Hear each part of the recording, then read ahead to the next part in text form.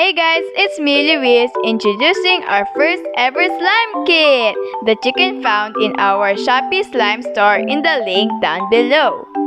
Let's get started! Here are the ingredients that you can find inside the kit, which are glue that you can choose between two sizes, 100 ml of Twintastic Slime Activator, blue and pastel pink food coloring, 1 pack of white foam beads, 1 pack of confetti sprinkles, instruction sheet, and care sheet. Now let's start making our slime. Let's add your glue in any plastic container. You can add any desired amount of it. Now add your Twintastic Slime Activator into your glue. Then keep adding until it's not sticking into the bowl anymore.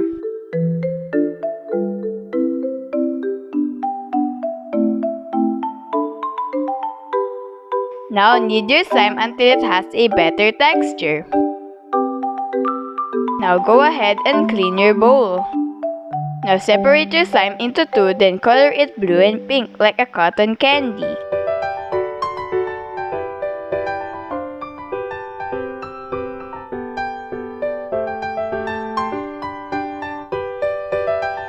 After you're done coloring your slime, add your white foam beads. You can add any desired amount of it.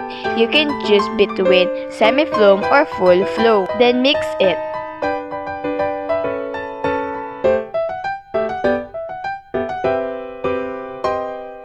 Now combine the slime and swirl it and top it off with some confetti sprinkles. And here is the finished product. It's so pretty and it really looks like a real cotton candy ice cream. And the foam beads really give it the best texture because it has the best crunch ever. Now I will leave this video for some ASMR.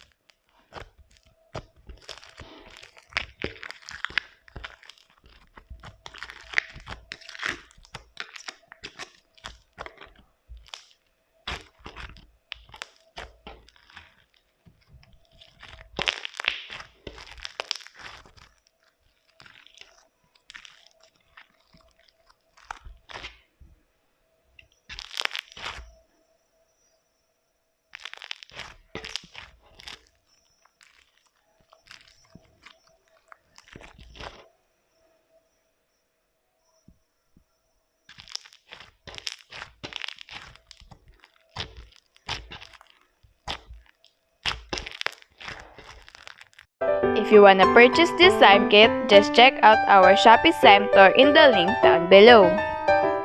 Thank you for watching. Don't forget to subscribe, click that notification bell to be updated in every videos that we post. If you like this video, make sure thumbs up. Bye!